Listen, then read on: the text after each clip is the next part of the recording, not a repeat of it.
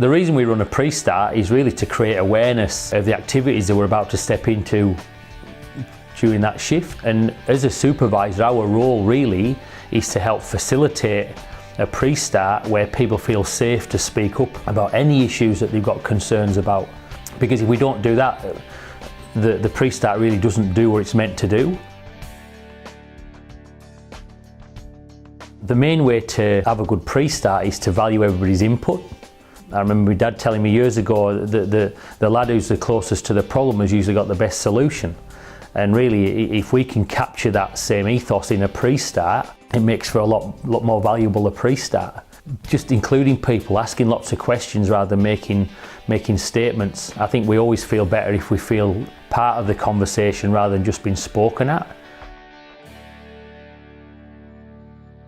Probably one of the tips that I was given a long time ago to deal with curly questions is never try and put a lid on the person just because they're coming across maybe a bit aggressive or a bit loud when they're communicating what they want to communicate.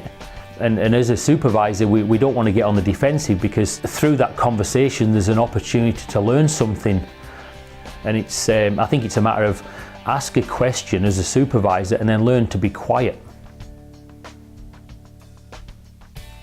Just like that.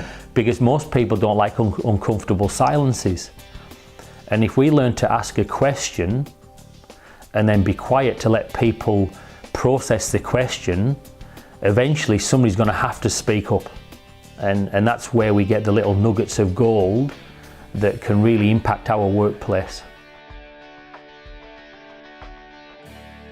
One of the things that I've seen upsets guys more than anything else, and it doesn't matter what level of organisation you're dealing with, is the phrase, "Oh, let's take this offline." And ultimately, it never gets dealt with. It takes a lot of courage for people to speak out in a meeting environment or a pre-start environment. So the least we can do is honour that person's courage by speaking out, by actually addressing what they speak out about.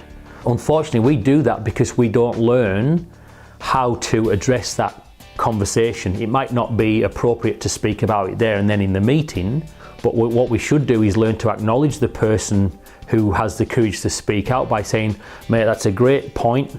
We haven't got time to cover it right now in this meeting, but let's get together straight after the meeting. Let's discuss this in more details because it's an important point that you just raised." I think as supervisors, we don't recognise what value we bring to the table when we learn how to communicate well. We usually get promoted because we're good at our trade, and then we get put into a position of responsibility and authority where it's more about communicating and managing people than it is about managing tools. The better we equip ourselves as supervisors to communicate and learn how to run good pre-starts and toolboxes and bridge that gap between the office and the field, the more valuable that supervisor will be to any organisation that they work for.